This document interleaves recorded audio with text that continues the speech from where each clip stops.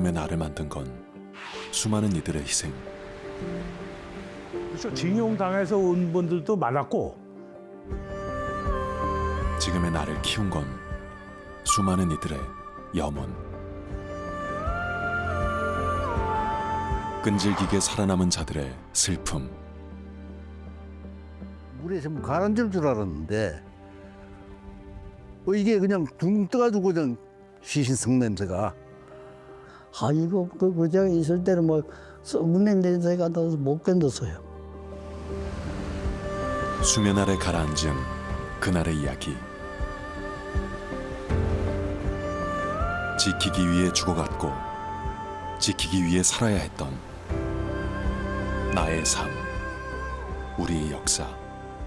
살아야 돼. 포위되면 어떻게든지 나와서 살아야 한다고. 그렇게 살아남았기에 다시 삶은 계속된다. 매일 여기 하루에 버스가 뭐 10대, 20대씩 와갖고 등이 여기서부터 이 끝까지 그냥 꽉 차 있었어요. 반짝반짝했어요, 밤이면. 누군가에게는 외딴 섬, 누군가에게는 삶의 터전. 앉을 자리가 없었어요. 이 동네 사람들이 다 그렇게 먹고 살았던 겁니다. 가만히 귀 기울이면 호수 깊숙이 가라앉은 나와 우리의 이야기가 떠오른다.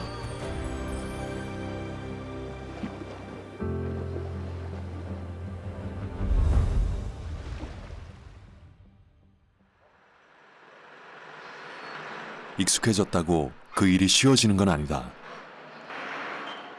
74살에 집 배운 김상준 씨가 매일 아침 오가는 길. 벌써 20년 넘게 이 길을 오르내리고 있지만 한시도 긴장을 늦출 순 없다. 우편을 배달하는 곳은 그만큼 멀고 험하다. 예전에는 진짜 완전히 아주 오지 그런 의지가 없었어. 배 아니면 진짜 꼼짝도 못하고 그때는 이제 열흘에 한 번씩 장배가 다녔고 장날 열흘에 한 번씩 장 보러 가면은 하루 나가서 하룻밤 자고 그 다음 날 장 봐가지고 이제 또 들어오고.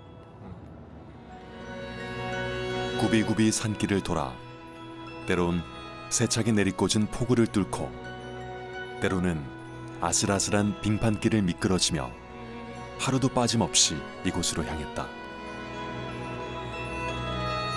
우체국에서 차로 1시간, 다시 배를 타고 한참을 가야 하는 육지 위의 섬.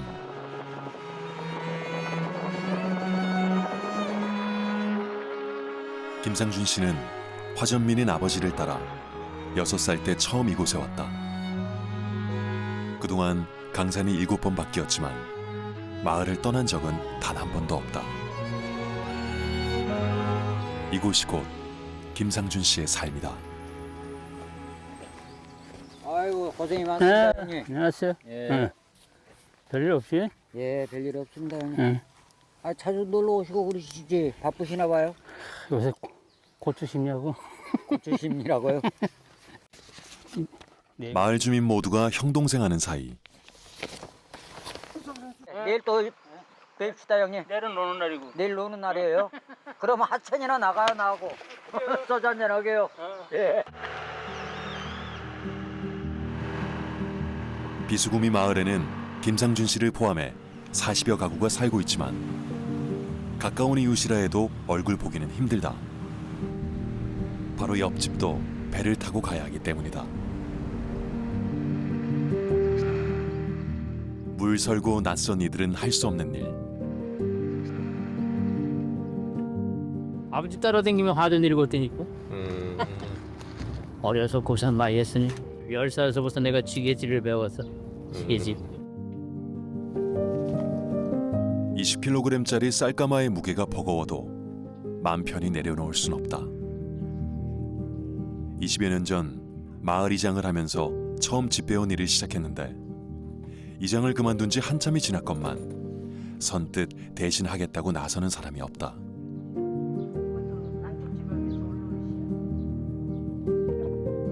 선량한 마음만으로 짊어지기엔 그 짐이 너무 무겁고 고되다.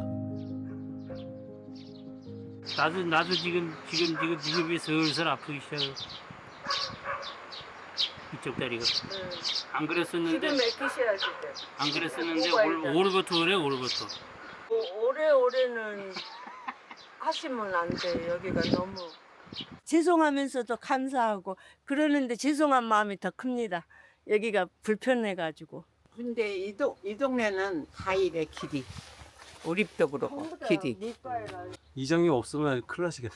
큰일 나요. 그래서 안 돼. 언젠가는 딴 이장이다가 했다가 그 이장이 또 포기하더라고. 못. 여간에 못해요. 다 이렇게 올라다니는 길일 때.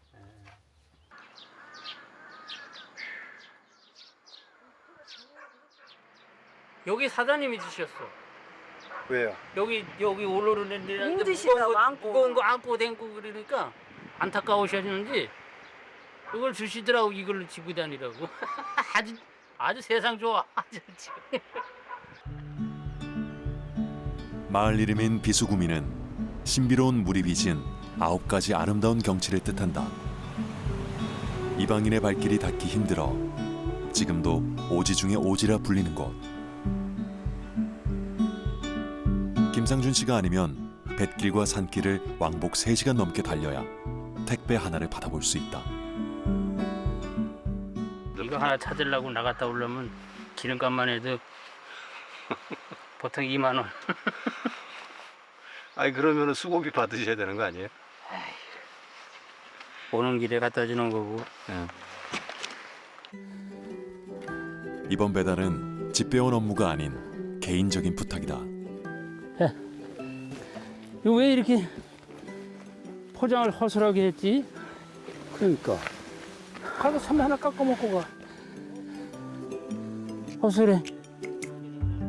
오는 길에 갖다 주는 것 치곤 제법 품이 많이 들지만 비수구미에 산다는 게 어떤 건지 누구보다 잘 알기에 싫은 내색 한 번 한 적이 없다. 그래서 항상 마음으로 내가 늘 감사를 느끼지요. 늘 감사하고 그래서 내가 이제 이거 참여를 시키면서 여기 한 박스 드리고. 이분도 서울 살다가 이사 들어온 분이에요. 여기 들어온 지 한 10년 됐어. 물론 이제 자식들은 다 시내에 있지요. 또 나가 보면은 하루를 못 자는 거야. 너무 막 답답해. 그러니까 그냥 집사람도 아이 그냥 빨리 가자. 그래 우리 갔다가도 안 자고 그냥 들어와요. 내리길이 엄청 많게 생겼네. 잡아 드셔요. 이젠 번잡한 도시가 오히려 낯설다. 그래 한동안 살면서 이렇게 붙어 살면 좋은데 가깝게 살면 좀 왔다 갔다 하면 좋은데. 우리 집사람 한 동네 살아도 커다란 호수에 가로막혀 왕래가 쉽지 않은 이곳에서 마을 주민과 바깥 세상을 이어주는 연결고리.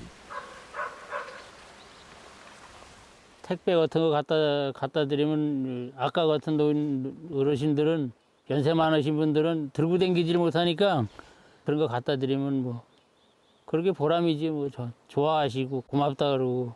예. 그런 거 보람이지.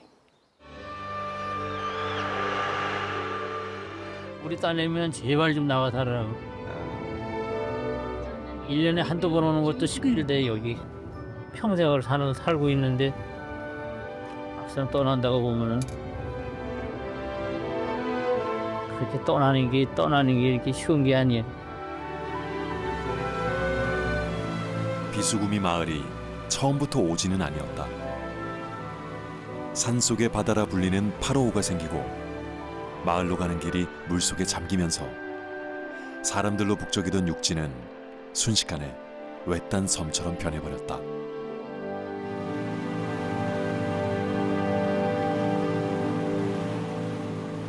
바로 한가운데는 삼거리가 있다. 이쪽에가 말 그대로 이제 Y자잖아요. 저희가 보기는 꽤 물이 차고 하니까 여기가 상거리라고 또 침을 그렇게 놔뒀다. 이정표 하나 없는 물 위. 오른쪽에는 가면은 양구로 가고 이제 왼쪽으로 오면 우리 이제 평화의댐으로 가는 그 부근을 갖다 그 동네 분들이 거기를 산거리라고 부르고 있습니다. 이제 하천댐이 만들기 전에는 원래 하천의 번화가가 지금 그 산거리라고 거기가 원래 하천의 최고 번화가 됐답니다.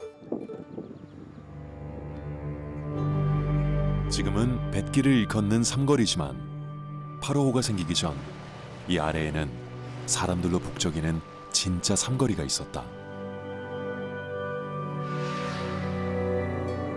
화천 최고의 번화가임을 상징하는 면사무소와 아이들의 글 읽는 소리가 끊이지 않았을 학교. 돌담으로 둘러싼 소박한 집들이 옹기종기 모여있던 거리는 8호호 수면 아래로 가라앉았다.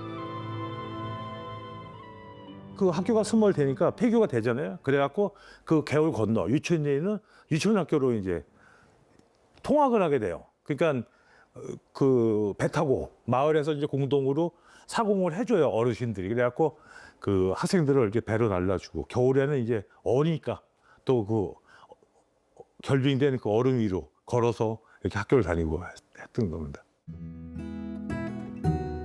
1200가구 15,000여 명이 살아가던 터전 위로 물이 차오르면서 생긴 호수가 바로 8호호다. 8호호가 탄생한 건 화천댐이 만들어지면서부터다.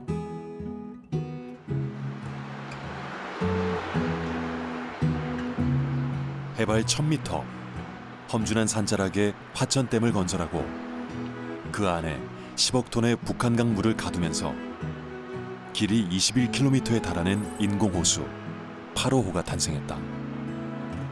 이 거대한 댐은 철골 콘크리트로 지어진 우리나라 최초의 댐이다. 화천댐이 첫 삽을 뜬 건 일제강점기인 1939년. 대륙 침략을 꾀하던 일본은 무기를 만드는 군수공장에 전력을 공급할 목적으로 화천댐을 건설한다. 군수공장을 하기 위해서 많은 전력이 필요했습니다. 그래서 화천댐과 같이 대규모 댐을 만들기 시작했고요. 그래서 사실 경제성으로 보면 흙으로 흑댐이 좀 더 필댐이 훨씬 더 이제 경제성은 있지만 그 당시에는 좀 오랫동안 수탈을 이어나가기 위해서 콘크리트 댐을 만들었습니다. 전국에서 매일 3,000여 명이 공사 현장에 투입됐다. 그중엔 강제징용된 이들도 많았다고 한다. 그렇죠. 징용당해서 온 분들도 많았고 맨 처음에는 기술자하고 가족들까지 다 왔어요. 그래가지고 집성촌을 만들어갖고 인부들이 거기서 단체로 생활을 했었는데 나중에는 인력이 모자르니까 전국에다가 봉사대를 요청을 해요. 그래서 뭐 전라도에서도 오고요. 이게 전국 각지에서 봉사대라는 명목으로 조직을 해갖고 그게 이제 반강제겠죠. 그렇게 와서 이제 인력을 채워서 공사를 마치는 겁니다.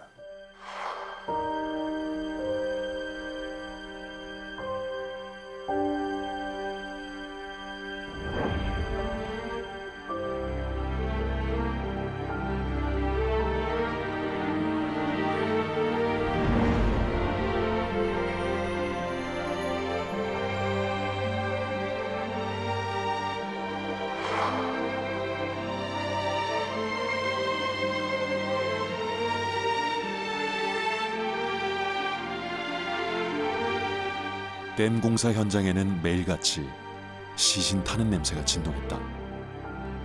넘쳐나는 시신을 처리하기 위해 댐 인근에 화장장을 2개나 가동했을 정도다. 화천댐 건너편에 동천리 쪽으로 산기슭으로 올라가면 큰 공동묘지가 있습니다. 거기에 이게 이름이 없어요. 그 묘비가 이렇게 상당히 군락을 이루고 있거든요. 근데 그건 동천리 분들은 자기네 조상들 묘가 아니라는 거예요. 그러니까 그거는 우리가 추정컨대 그 화천댐 공사 당시에 돌아가신 분들을 거기다 매장한 것 같아요. 거기가. 1939년부터 1944년까지 화천댐은 6년의 공사 기간 동안 1000여 명의 사망자를 낸 끝에 비로소 완공된다. 이때까지만 해도 8호호는 화천 저수지로 불렸다. 깨뜨릴 파, 오랑캐호. 오랑캐를 무찌른 호수라는 이름이 붙은 건 한국 전쟁이 끝난 직후였다. 8호라는 데는 원래 고기반 물반이라고 그랬지 않습니까? 그때 전쟁 당시에는 물반 중공군 시체반이라고 그랬습니다. 뭐 산하가 새로 피로 물들였다 해도 가원이 아니죠. 물에 중공군들 시신이 허옇게 떠 있었다. 물이 안 보일 정도로. 아이고 그 지역에 있을 때는 뭐 썩는 냄새가 나서 못 견뎠어요. 전쟁이 한창이던 1951년 4월 중공군의 인해 전술로 열세에 몰려있던 국군과 유엔군이 어렵사리 서울을 재탈환하고 승기를 잡아가던 때였다. 캄캄한 자정 무렵 적의 역습이 시작됐다. 유엔군의 북상을 저지하기 위해 북한과 중공군이 화천댐의 수문을 기습적으로 개방한 것이다. 순식간에 하천의 수위가 2m나 상승했다. 아군의 장비가 물에 떠내려갔고 전력을 보충해줄 보급선은 차단됐다.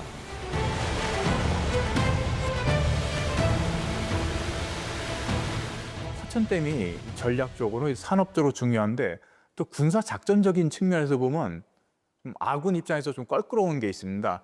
왜냐하면 화천댐 물을 만약에 열어버리면은 이제 그 남쪽에 북한강 따라서 춘천까지 수공이 가능하거든요. 실제로도 1951년 이제 초에 아군이 반격할 때 공산군이 화천댐을 좀 방류해서 실제로 아군이 약간 물자 손실을 좀 입은 사례도 있긴 합니다. 얼마 뒤에는 남진하는 중공군이 강을 건널 수 있도록 댐 수문을 닫아 수위를 낮춰버린다. 화천댐은 반격을 계획하던 유엔군에게 최대 걸림돌이 되었다.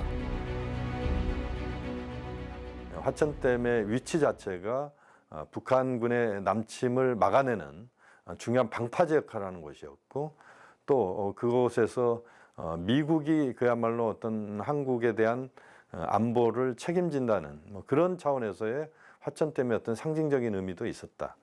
특히 미국 같은 경우는 일제가 패망한 이후에 한국의 경제를 부흥시키는데 화천댐과 같은 전략시설, 특히 전력생산시설이 존재한다는 것 자체가 매우 중요했고 그런 차원에서 미국은 화천댐의 존재를 매우 특수한 그런 그 대상으로 봤다고 봐야 됩니다. 결국 동해상에 정박해 있는 미군 함정에 긴급 명령이 떨어진다. 화천댐이 적의 수중에 있는 한 전쟁에서의 승리를 장담하긴 어려웠다.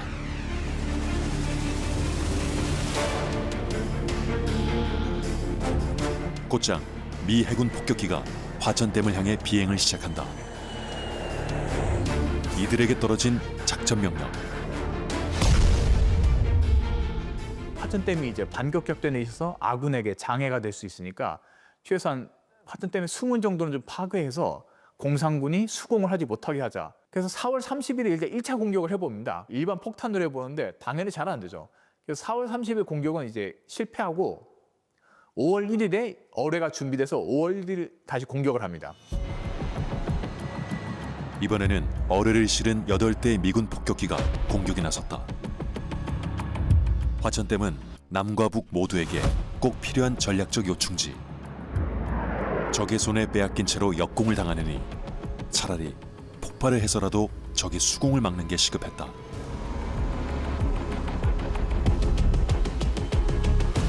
세계 기네스북에도 등재될 정도로 전무후무한 그날의 기록. 험난한 산세를 뚫고 비행을 하던 폭격기는 수면 위로 급강하하면서 총 8발의 어뢰를 투하한다.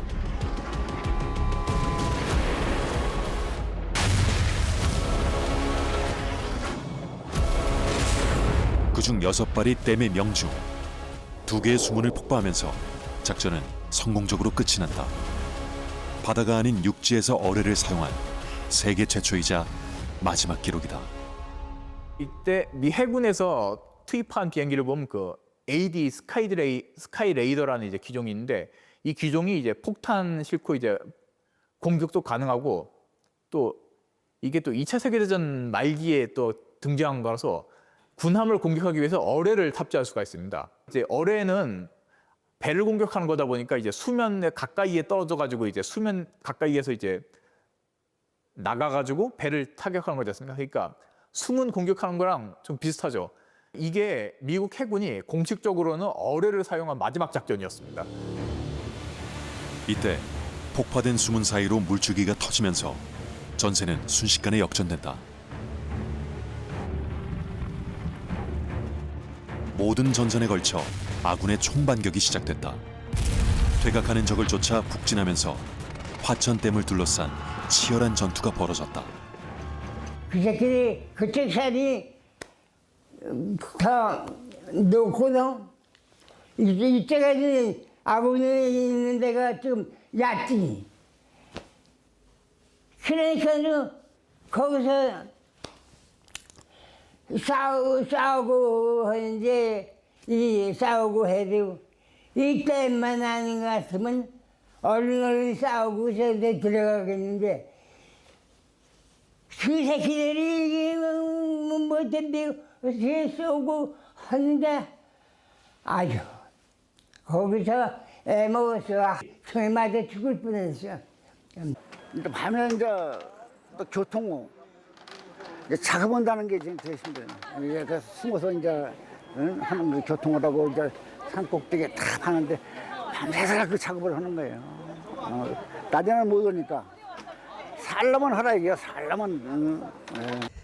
그 많은 한꺼번에 길에 들어설 수는 없으니까 강변을 따라서 이북으로 이제 후퇴를 하는 과정에 미군 전투기가 기총수사를 해가지고 전부 전멸을 하다시피 수세에 몰린 적은 도망칠 곳도 없었다. 뒤에는 아군이, 앞에는 8호호가 버티고 있었다. 우리가 막 쏘고 비행기도 쏘고 하니까는 저 강이요. 사람 말도 못해요. 시체 산 때문에 손이 비행기가 기름 땡고 그 하나가 기름 한 도라 물어요. 그러니까 2개씩 달고 오거든요. 그러니까 그거 틀어뜨리면은 불바다가 돼요. 떨어지 가보면은 이제 닭 튀기는 같이 사람이 그렇게 너무 두참해요. 사흘 반나절로 벌어진 전투 끝에 중공군 세계사단의 심장부에 일격을 가하며 국군은 대승을 거둔다. 이 8.5 전투를 포함해서 이제 5월의 반격 작전이 이제 적군의 공세 의지를 완전히 꺾어 놓은 이제 결전이죠. 한마디로 결전입니다. 그래서 5월 공세 이후에도 김일성 같은 경우에는 한 번 더 공세를 하자고 이제 마오쩌둥에 계속 요청을 합니다. 근데 마오쩌둥은 5월 공세에서 너무 큰 피해를 입었거든요. 포로도 거의 9,000여 명 가까이 나오고 중장비는 다 잃어버리고 이러니까 공세를 하려는 의지를 그냥 다 상실해버린 거죠. 그래서 우리 쪽에서 정전회담 요청하니까 중공군 측도 바로 수락합니다. 더 이상 우리가 공세를 할 능력이 없다는 걸 인정했기 때문에. 한국 전쟁의 물꼬를 바꾼 전투. 덕분에 화천댐을 적에게 빼앗기지 않고 지켜낼 수 있었다. 지금도 화천댐에는 그때의 흔적이 고스란히 남아있다.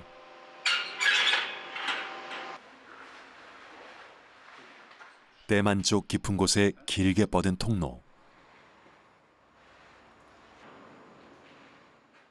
감사랑이라고 부르는 이곳은 콘크리트 댐에 부식이 이루어지고 있지는 않은지 혹은 물이 새는 틈은 없는지 확인하고 여러 가지 측정 기구를 보관하기 위해 만든 공간이다. 중공군이 10,000명 이상이 여기 숨어 있을 때, 폭격할 때. 그래서 댐체를 막 폭격당하는데 여기는 안전했던 거죠. 밖에선 목숨을 건 전투가 한창일 때 살기 위해 이곳에 숨어든 중공군은 이미 패배를 직감하고 있었을 것이다. 중공군들이 쓴 필체 같은 거 막 욕도 들어있고 막 그랬었습니다. 현대판 살수대첩으로 불리는 8.5호 전투는 푸른 호수를 핏빛으로 물들이면서 막을 내린다.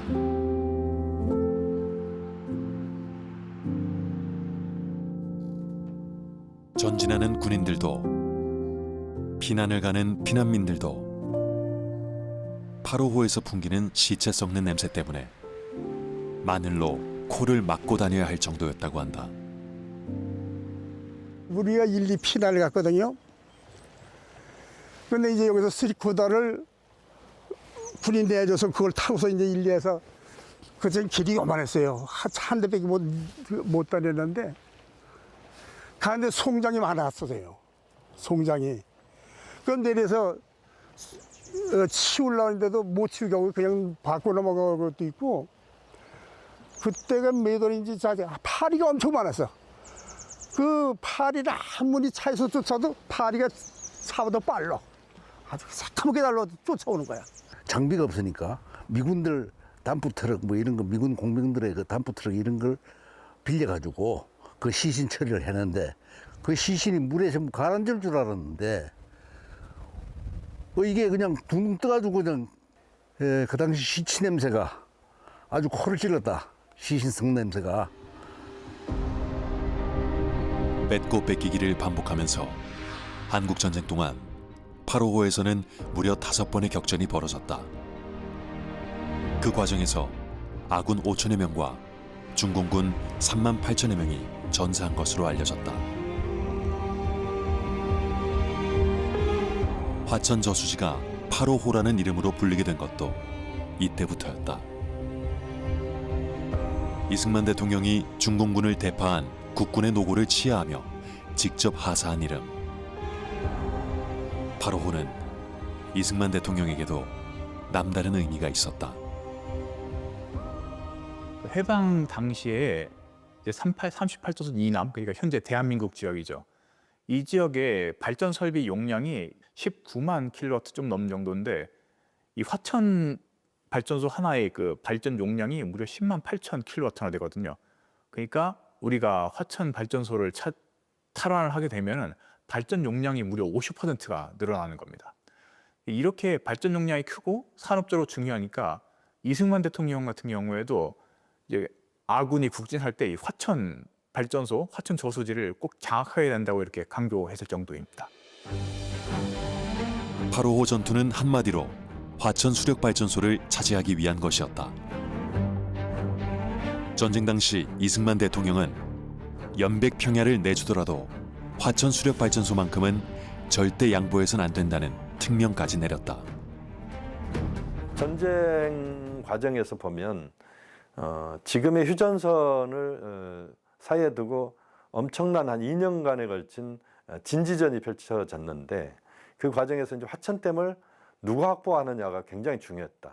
그러니까 북한이 확보하느냐, 우리 한국이 확보하느냐에 따라서 당시에 전력 에너지의 상당 부분을 확보할 수 있었기 때문에 또 특히 우리 한국 입장에서는 당시에 수력 발전소가 그렇게 많지 않은 상황에서 화천 발전소를 확보하느냐 여부가 당시의 동력 체계 또는 에너지 체계에서 매우 중요했기 때문에 이승만 대통령이 화천 발전소, 화천댐을 그 제대로 보유하기 위한, 북한에 뺏기지 않기 위한 그런 노력은 아주 강렬했다고 봐야 되겠습니다.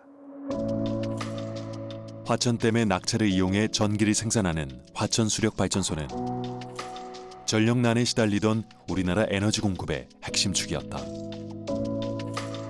하지만 해방과 함께 남북이 갈리면서 화천 발전소는 북한에 속하게 된다. 문제는 북한이 예고도 없이 화천 발전소의 전력을 차단하면서 발생했다. 일명 5.14 단전이라 불리는 그날의 사건으로 남한은 심각한 전력난을 겪게 된다. 서울과 수도권까지 전력을 공급하던 화천 발전소가 북한 치하에 들어간 건 남한으로선 치명적이었다. 이 일을 계기로 이승만 대통령은 화천 발전소의 중요성을 실감한다. 어떠한 대가를 치르더라도 반드시 탈환해야만 했다. 그러니까 이승만 대통령의 전력 에너지에 대한 관심은 아주 컸다. 아주 관심이 지대했다고 봐야 됩니다. 왜냐하면 당시에 한국에서 전력 생산을 할 수 있는 시설 자체가 화력 발전은 거의 존재하지도 못한 상황이었고 그 해방 이후에 북한에서 단전 조치가 만들어지면서 발생하면서 그것은 결국 이승만 정권이 실제 자체적으로 전력 에너지를 생산해내야 됐고 그것을 생산해낼 수 있는 가장 큰 전력 생산 기지가 화천댐이었다. 화력 발전은 뭐 생각할 여유도 없는 또 존재 자체가 거의 없었던 시기였기 때문에 화천댐에 대한 그 전력 에너지 의존도는 매우 컸고 화천댐이 어떻게 안정적으로 발전을 해내느냐가 이승만 대통령의 에너지 정책에서의 핵심이었다고 봐야 됩니다.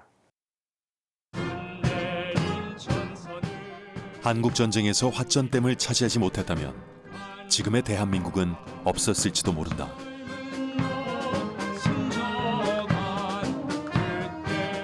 그날의 희생을 잊지 않기 위해 지금도 매년 6월이면 8.55 전투를 기념하는 행사가 열린다. 한국 전쟁의 기세를 바꿔놓을 만큼 큰 승리였지만 아군의 피해도 적지 않았다. 8.55에서 전사한 5,000명의 군인들은 누군가의 아들이자 형제, 아버지였으며 살아남은 이들의 전우였다. 가장 기억에 남는다는 것은 이제 배가 고팠다는 거지. 이제 사람이 암만 뭐 해도 먹어야 살으니까. 이건 어느 때 주먹밥 가져오는데 어느 때 오늘지도 모른다 이게요. 근데 주먹밥 안에는 뭐가 들어있는가 하면은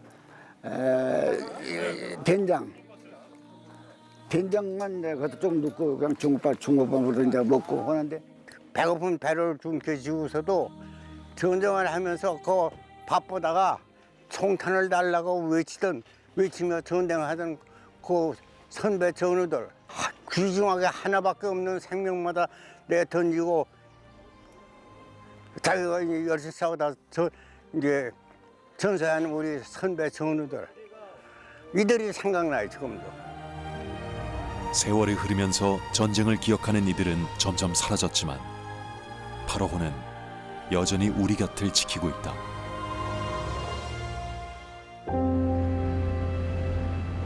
과거와 현재, 자연과 인간이 공존하는 곳.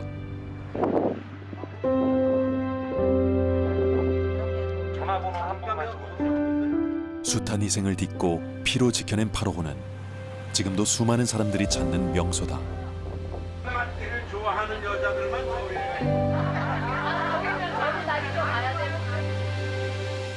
화천댐과 화천수력발전소가 어디 있는지 모르고 일제강점기와 한국전쟁이 남긴 뼈아픈 역사를 몰라도 8.55라는 이름만큼은 누구나 한 번쯤 들어봤을 것이다. 인공호수라는 사실이 믿기지 않을 정도로 빼어난 자연풍광. 거대한 자연 앞에서 사람들은 마음의 위안을 얻고 자연은 사람들과 더불어 오늘을 살아간다.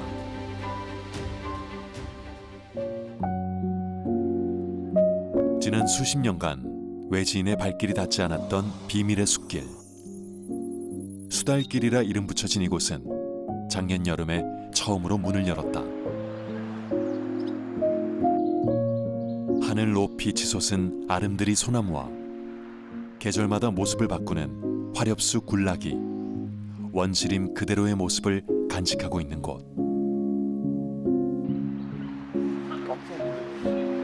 왕복 10km에 달하는 수달길은 외부에 공개된 지 1년 만에 트레킹 명소로 입소문이 났다. 엄청 크게 들어야 돼.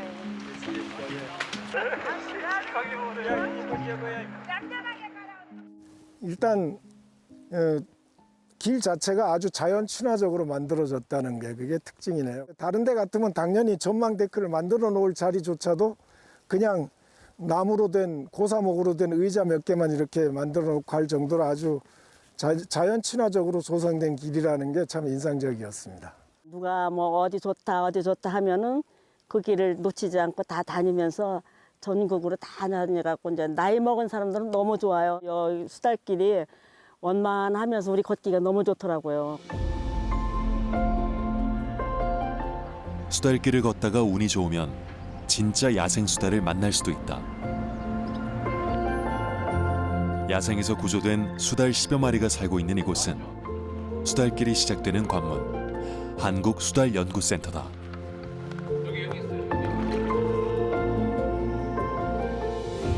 하천의 먹이사슬 제일 꼭대기에 있는 포식자. 수달은 우리나라 대표 멸종위기 종이자 천연기념물이다. 수달은 이 수생태계의 이제 지표종이다. 그 환경 생태계의 건강도를 나타내는 지표종이라고 이렇게 이제 얘기를 하거든요. 그것처럼 이 수달이라는 동물이 이제 물고기들을 먹기 위해서는 이런 물고기들이 많이 서식하는 그런 풍부한 이제 깨끗하고 이런 이제 어족 자원이 풍부한 이런 곳에 이제 서식을 주로 많이 하게 되거든요. 그러다 보니까 이 수달이 나타난다는 것은 이 생태계 자체의 균형이 어느 정도 유지가 되고 이제 좋은 환경이다 이렇게 이제 판단을 할 수 있다는 거죠. 예. 이곳에서 보호하고 있는 수달은 야생 적응 훈련을 거쳐 자연으로 방사된다. 수달 몸에 부착한 추적기로 꾸준히 상태를 확인하는 것도 수달 연구센터의 일이다. 이거는 이제 그 FM 방식으로 된 그 발신기에서 나는 이제 소리를 주파수를 이렇게 추적해가지고 수달이 있는 곳을 위치를 확인하는 그런 장치입니다. 추적기로 반경 1km 내외에 있는 수달의 위치를 확인할 수 있지만 그 신호가 갑자기 사라질 때가 있다. 저희가 그 이제 방사를 하고 그 위치에 이제 그 민통선이 DMZ가 있지 않습니까? 그런 이제 철책 앞에까지 가서 이렇게 수신을 했었는데 그 수신이 되다가 이제 사라졌거든요. 이 지금 북한강 8호 같은 경우는 금강산 댐이랑 연결되지 않습니까? 그 물줄기를 따라서 충분히 북한으로 갈 수가 있죠. 예. 38선이 가로막혀 있어 사람은 갈 수 없지만 수달은 자유롭게 넘나들 수 있는 길. 제가 살아있을 때까지 거기는 세월이 올지 모르지만은 구태여 뭐 동해로 배를 타고 간다 이렇게 갈 게 아니고 배를 타고 금강산까지 가면은 한 25km, 30km밖에 안 됩니다. 도로 뚫으려면 도로는 몇 년이 걸리고 뭐 이러지만은 100km는 그냥 뭐 철조망만 끊어내 버리면은 아침에 공사 시작하면 저녁 되면 배가 다닐 수 있지 않습니까? 그럼 빨리 아마 금강산까지 최고 빨리 갈 수 있는 길이 이 길을 갔습니다. 남과 북을 오가는 수달이 8호호를 대표하는 명물이 된 건 풍부한 먹이 때문이다. 8호호는 물 반 고기 반이라는 말이 괜히 나온 게 아니다. 김우곤 씨는 할아버지와 아버지의 뒤를 이어 3대째 낚시터를 운영하고 있다. 이렇게 작은 것들은 버려야 되고 이게 이제 붕어랑 잉어 새끼들 작은 것들 그리고 이거는 블루길 외래어종이라서 얘들은 놔주면 안 돼요. 오늘은 수학은 맥이야.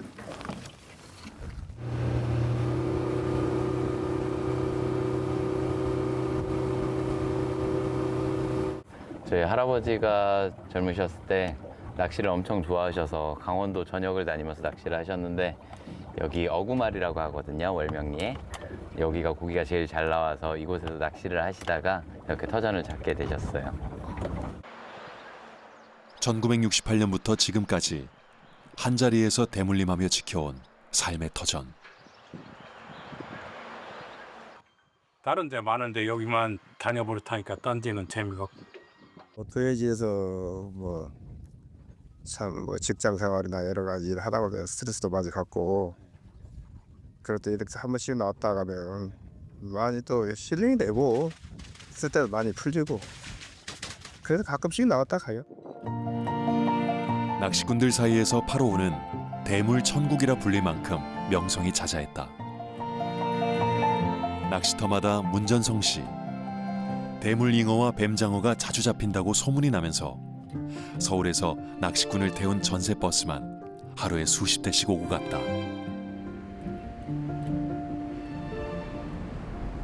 아우 여기가 여기는 저 건너도 마찬가지. 이게 낚시 원래 지금 한 5월달 이후 되면은 앉을 자리가 없었어요. 낚시꾼들이 그렇게 많았습니다. 우리가 오면서 막 낚싯대 치우라고 배가 걸리니까 스크래 걸린다고 그 정도로 여기 꽉 찼댔습니다. 이게 담갔다 하면 고기가 나왔어요. 그래도 저 강 건너에 밤이 되면 그 옛날에 간드레라 그랬거든요. 요즘에는 이제 무슨 조명이 좋아가지고 새로운 게 많이 나왔는데 옛날에 무슨 카바이트인가 뭔가로 해가지고 등을 켰는데 카바이트가 등이 여기서부터 이 끝까지 그냥 꽉 차 있었어요. 반짝반짝했어요, 밤이면. 하여간 매일 여기 하루에 버스가 뭐 10대, 20대씩 와갖고 여기 사시는 분들이 지금은 뭐 유도선이 없습니다만 유도선으로 낚시꾼들 실어 날리면서 했죠. 그분들 또 밥 먹어야 될 거 아니에요. 그러니까 밥 장사해서 먹고 살고. 이 동네 사람들이 다 그렇게 먹고 살았던 겁니다. 이제 뭐 민박 시설이나 뭐 이런 게 잘 안 돼 있으니까 낚시를 펴놓고 텐트를 치고 뭐 이제 이렇게 하다 보니까 짐을 많이 가져오는 거야. 짐을 들고 내려가기가 힘들으니까 이 학생들이 애들이 지게 하나 들고 이제 막 차가 오면 막 가요. 그러면 이제 짐을 하나씩 맡아가지고 내려가 한 몇 번 왔다 갔다 하면 그때 당시 돈 몇천 원씩 버는 거야. 그거 가지고 그 걔네들 뭐 생활 다 하고 이렇게 했거든요. 하지만 855 상류에 새로 댐이 만들어지면서 상황은 급변했다. 1989년에 완공된 평화의 댐이다. 북한에 있는 금강산 댐에서 갑자기 물을 방류할 경우를 대비해 평화의 댐을 지으면서 하류에 있는 855의 물을 모두 다 빼버린 것이다. 1944년 화천댐이 완공된 이래 처음으로 바닥을 드러낸 855.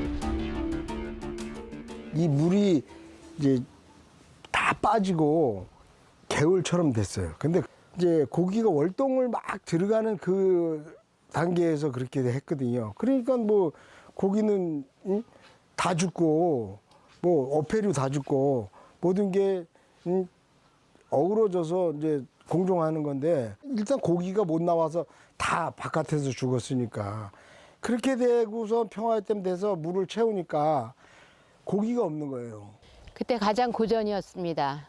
수위가 지금 현재 이렇게 정상적으로 있는데 저 밑에까지 한 2km를 내려가야지 물이 있는 겁니다. 그래서 낚시객들도 하나도 안 들어오시고 그래가지고 제가 맨날 저 앞산에 가서 도토리를 주웠어요. 생계가 안 되니까 도토리를 연구해가지고 이제 묵도 만들고 팔으려고.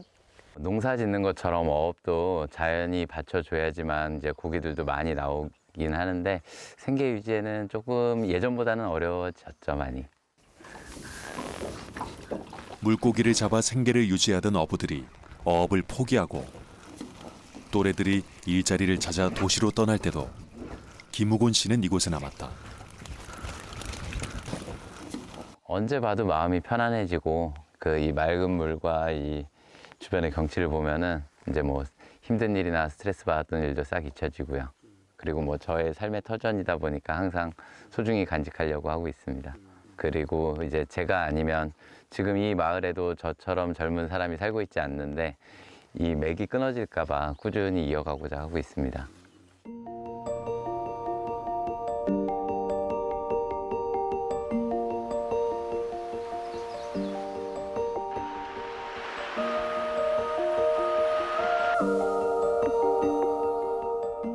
파로호를 지키고 있는 또 한 사람. 여길 떠날 수 없는 이유가 있다. 여기 한 3년 정도 커야 이렇게 되는데 여기 이렇게 꽃이 피도록 크려면은 7년 정도 걸려요. 6년에서 7년. 그래야 꽃이 펴요. 야생에서조차 찾아보기 어려워 평생 한 번 보기 힘들다는 꽃.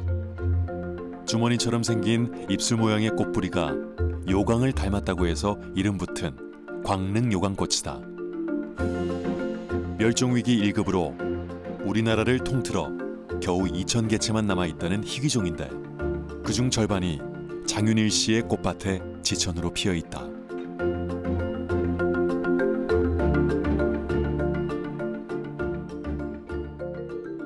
이제 해산 터널 뚫을 때 이게 우리 앞으로 다 작업도로가 됐었어요.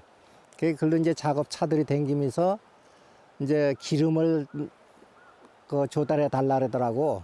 그래서 이제 경운기로 끌고선 올라가다가 보니까 이게 이 포크링이 땅을 파고 산을 파고 올라갔는데 이상한 풀이 처음에 딱 보이는 거야. 내가 볼 때 내가 처음 보는 풀이야. 그냥 놔둬도 죽을 거고 내가 갖다 한번 심어보겠다. 그래 갖다 심어놨는데 거의 한 10여 년까지 포기가 늘질 않더라고요.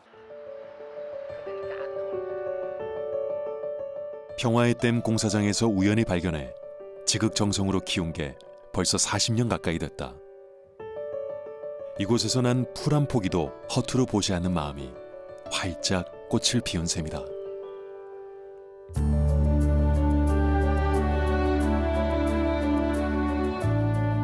지금의 855를 만든 건 이 땅에서 살아온 수많은 사람들의 역사다.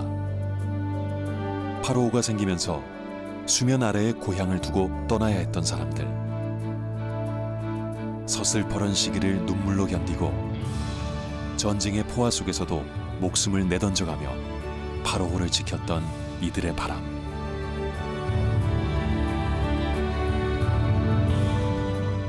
계절이 바뀌고 사람이 바뀌어도 855는 그 푸른 물 속에 이들의 이야기를 켜켜이 쌓아두고 있다.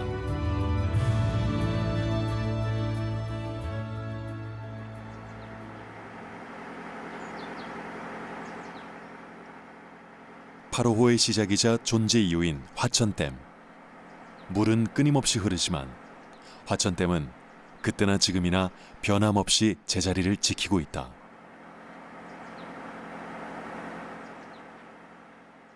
올해로 81살을 맞이한 화천댐에는 그 사이 5개의 구멍이 더 생겼다. 저게 그 보조 여수로라고 하는데요. 저희 현재 수문이 16개가 있는데 만약에 북한에서 물이 많이 내려와서 16개로 커버가 못하겠다고 할 때는 저 보조 여수로를 여는 겁니다. 국외 금강산 댐 건설 흉계를 규탄하는 분노의 함성이 전국에 퍼져갑니다.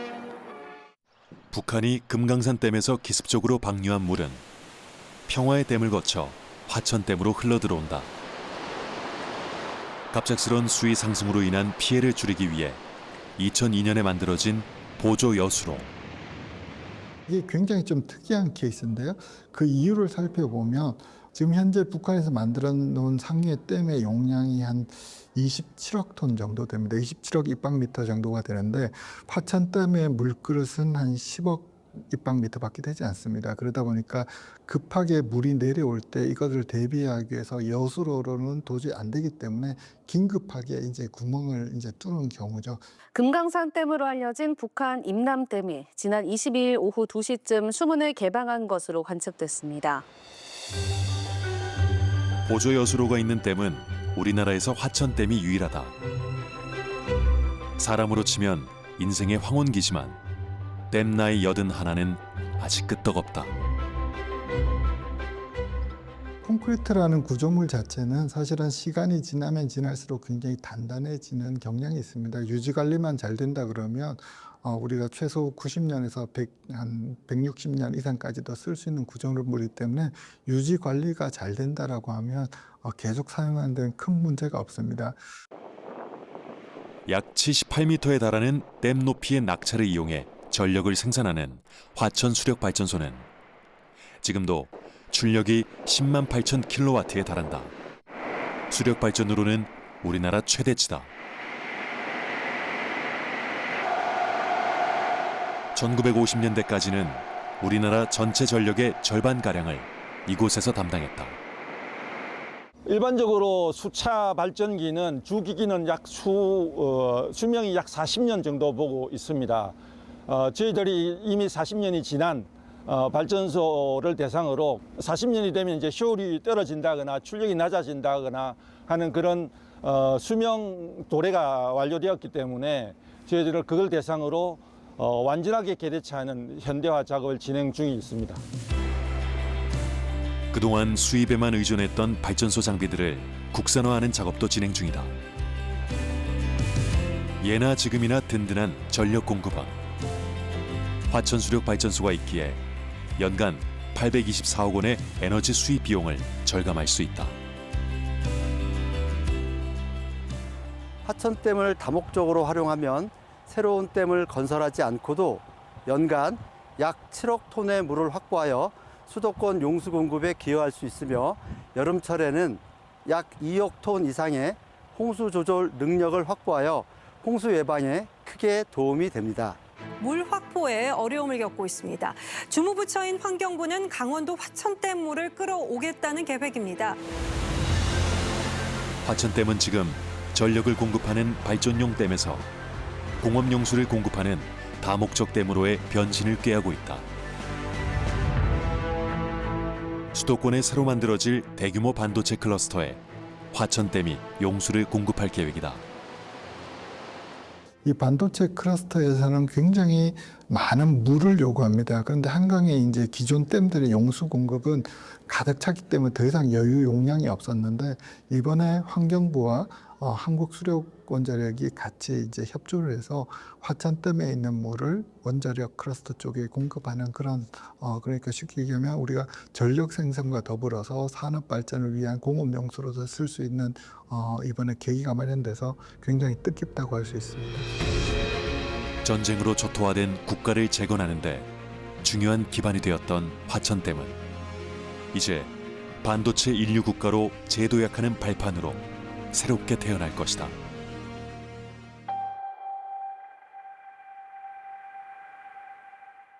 과거의 아픈 상흔을 딛고 파로호는 내일을 향해 흐르고 있다. 그 물길을 거스르지 않고 사는 법. 파로호는 안 변했죠. 자부심이 있죠. 이런 데가 어디 있어요? 이런 데.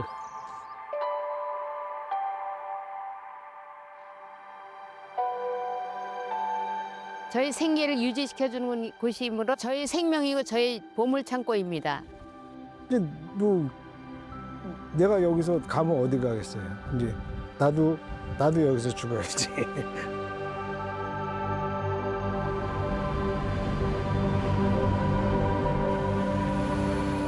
버젓이 지도에 표시돼 있지만 지도에는 없는 이야기.